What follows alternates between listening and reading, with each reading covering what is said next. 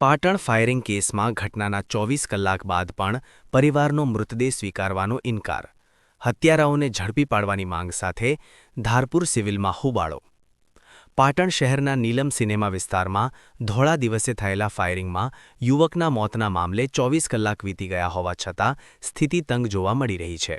હત્યારાઓ હજુ પણ પોલીસ પકડથી દૂર હોવાના રોષમાં મૃતકના પરિવારજનોએ મૃતદેહ સ્વીકારવાનો સાફ ઇનકાર કરી દીધો છે. હાલમાં મૃતક યુવકની લાશ ધારપુર સિવિલ હોસ્પિટલના પીએમ એટલે કે પોસ્ટમોર્ટમ રૂમમાં રાખવામાં આવી છે. ઘટનાની જાણ થતાં જ મોટી સંખ્યામાં પરિવારજનો અને સમાજના લોકો હોસ્પિટલ ખાતે એકઠા થયા હતા. પરિવારની એક જ માંગ છે કે જ્યાં સુધી મુખ્ય હત્યારાઓની ધરપકડ કરવામાં ન આવે ત્યાં સુધી તેઓ ડેડ બોડી સ્વીકારશે નહીં. પરિસ્થિતિની ગંભીરતાને જોતા ધારપુર સિવિલ હોસ્પિટલ ખાતે ડીવાયએસપી સહિત પોલીસની વિવિધ ટીમો ખડકી દેવામાં આવી છે.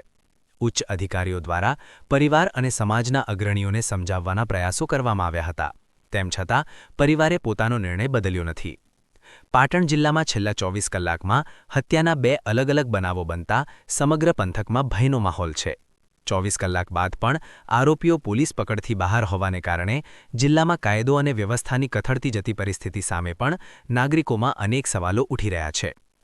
પોલીસ દ્વારા હાલમાં ટેકનિકલ સર્વેલન્સ અને બાતમીદારોની મદદથી આરોપીઓનું પગેરું દબાવવા માટે ચક્ર ગતિમાન કરવામાં આવ્યા છે, પરંતુ પરિવારના અડગ વલણને કારણે તંત્ર માટે મડાગાંઠ સર્જાઈ છે.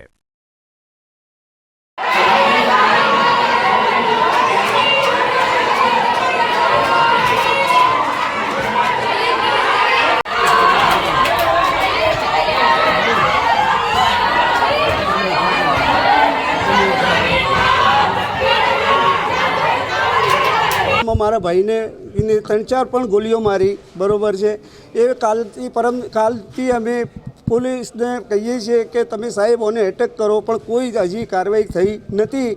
એ બદલે મારો સમાજ પણ ચોખ્ખું ના પાડે છે કે ક્યાં સુધી આપણને સંતોષપૂરતો જવાબ ન મળે ને પોતે હાજર ના થાય, પોલીસવાળા ના કરે તો સુધી અમે બોડી સ્વીકારવાના નથી.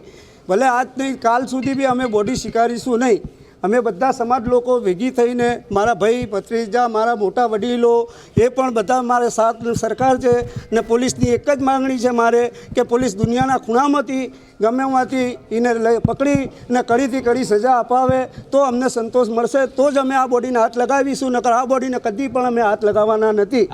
આવી રીતે જો ગુંડા તસ્કરોને આટલો બધો છૂટછાટ આપશે પોલીસ લોકો તો પ્રજા ક્યાં જશે ને? એની બધા જે નાગરિકો પાટણના છે એ બીજાને પણ એ મારી નાખશે તો ક્યારે જાગૃત થશે પોલીસ?